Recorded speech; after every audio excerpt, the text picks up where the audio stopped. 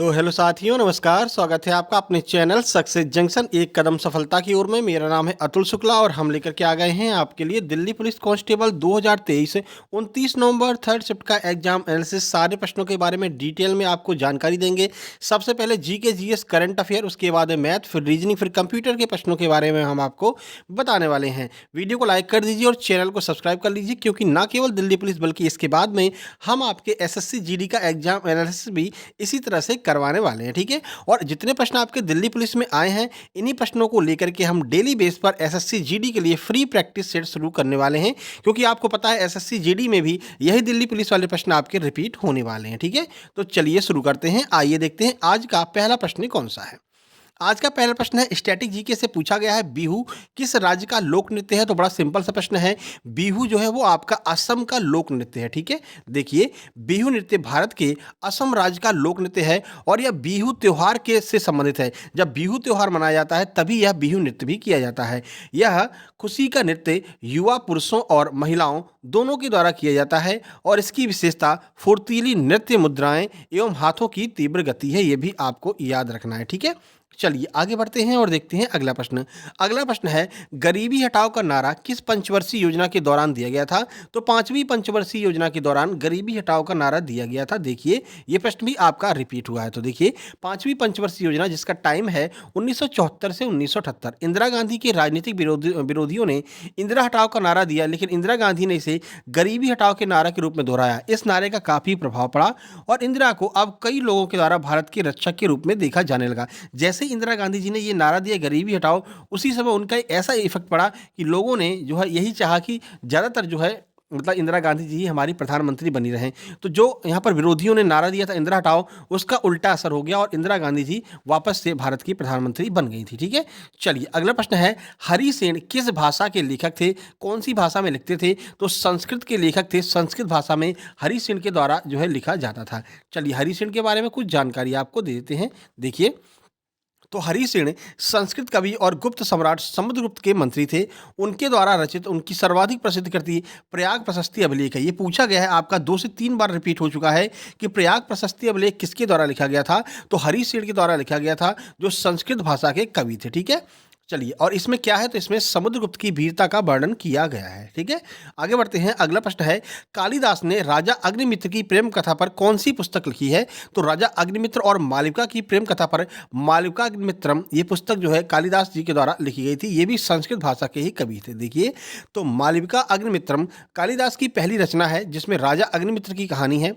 अग्निमित्र एक निर्वासित नौकर की बेटी मालविका के चित्र से प्रेम करने लगता है और उसी के बारे में जो है यहाँ पर ये कविता लिखी गई है कालिदास जी के द्वारा। ठीक है, अगला प्रश्न है, तलवारबाजी से कौन संबंधित है। और ऑप्शन में भवानी देवी दिया गया था। ये प्रश्न कई बार इस जब से ये आपका ओलंपिक हुआ है तब से कई बार ये प्रश्न पूछा जा चुका है। तो करंट अफेयर का यह प्रश्न है, भवानी देवी जो है तलवारबाजी से संबंधित है। अब ये प्रश्न पूछा क्यों गया है, तो आइए बताते हैं। देखिए तो भारतीय तलवारबाज भवानी देवी ने 19 जून 2023 को एशियाई फेंसिंग चैंपियनशिप में इतिहास रच दिया है। उन्होंने कांस्य पदक जीता। ठीक है, इससे पहले एशियाई फेंसिंग चैंपियनशिप में किसी भी भारतीय के द्वारा कोई भी पदक नहीं जीता गया था, लेकिन यहां पर भवानी देवी जी के द्वारा कांस्य पदक जीता गया है। यह करंट अफेयर का प्रश्न है, यह आपके एग्जाम में पूछा गया। ठीक है, अगला प्रश्न है, क्रिकेट के एक ओवर में कितनी गेंदें फेंकी जाती हैं। तो सबको पता है, सिंपल सा प्रश्न है, कुल 6 गेंदें जो हैं वो एक ही ओवर में फेंकी जाती हैं। देखिए जब आपका इंटरनेशनल क्रिकेट के कॉमन नियम बनाए गए थे,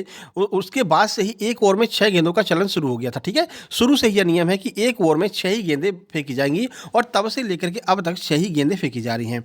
ठीक है, इससे पहले जब वनडे इंटरनेशनल आपका मैच होता था तो वनडे मैच में 60 ओवर फेंके जाते थे, जिसको घटा करके वर्तमान में 50 ओवर कर दिए गए हैं। ठीक है, यह भी आपको याद रखना है। और T20 मैच में कितने ओवर फेंके जाते हैं, तो T20 मैच में 20 ओवर फेंके जाते हैं। यह भी आपको याद रखना है, आगे पूछा जा सकता है। ठीक है, अगला प्रश्न है, किस केंद्र शासित प्रदेश की पुरुष साक्षरता सबसे अधिक है। तो लक्षद्वीप जो केंद्र शासित प्रदेश है इसकी पुरुष साक्षरता सबसे अधिक है। ठीक है, अगर ओवरऑल की बात करते हैं तो केरल की अधिक है और अगर यूटी की बात करते हैं तो लक्षद्वीप की। देखिए साल 2011 की जनगणना के अनुसार केरल में कुल साक्षरता दर और महिला साक्षरता दर सबसे अधिक है। ठीक है, जबकि लक्षद्वीप में पुरुष साक्षरता दर सबसे अधिक है। तो महिला कहां पर, केरल में, टोटल कहां पर, केरल में, और पुरुष कहां पर, लक्षद्वीप में। ठीक है, आगे बढ़ते हैं।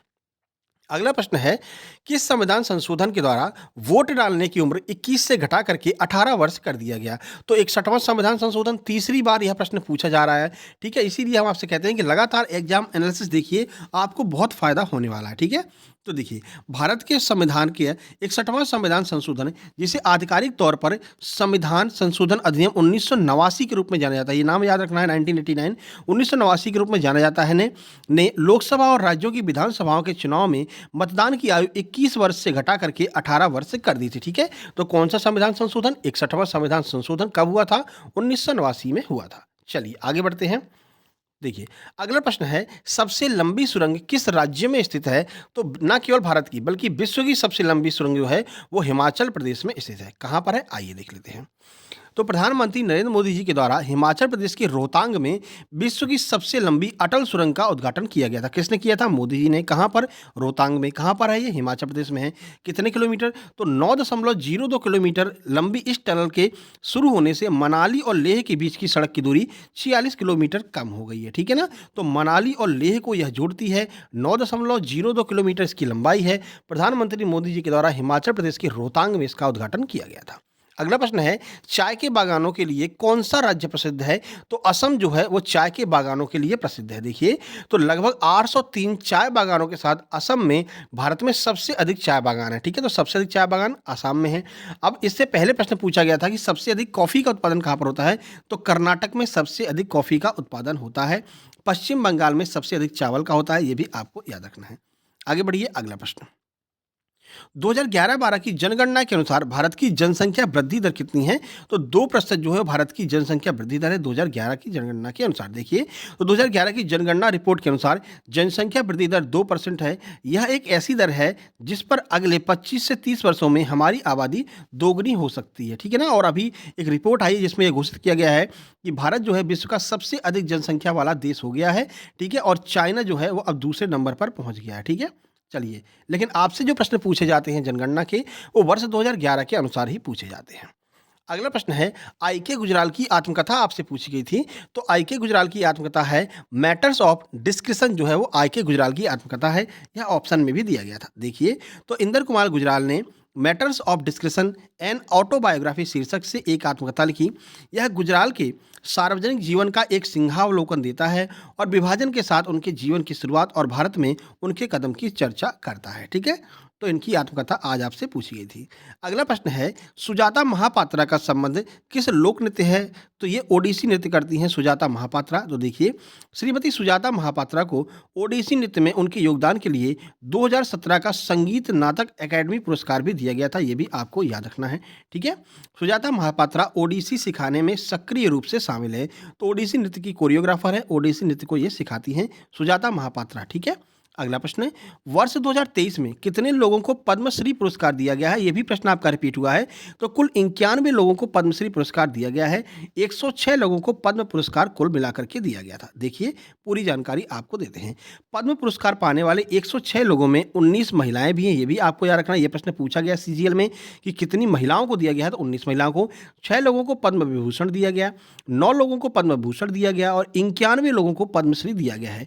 इन पुरस्कारों के नामों का ऐलान 25 जनवरी 2023 को किया गया था। तो ये भी आपका एक तरह से करंट अफेयर का प्रश्न बन जाएगा, ठीक है।